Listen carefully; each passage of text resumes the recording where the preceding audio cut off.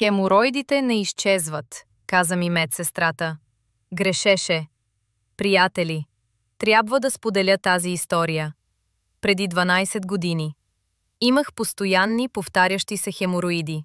Всеки месец същият кошмар. Дискомфорт, болка, неудобство. Отивам при лекар. Медсестрата ми казва: това е хронично. Хемороидите не изчезват напълно. Приех го като присъда.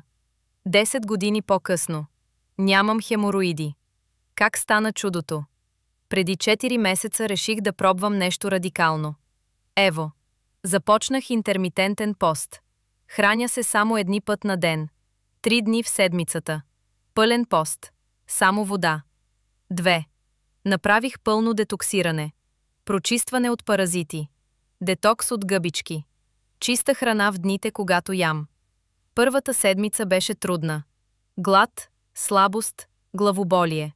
Но устоях. След месец 3 килограма по-малко. Повече енергия.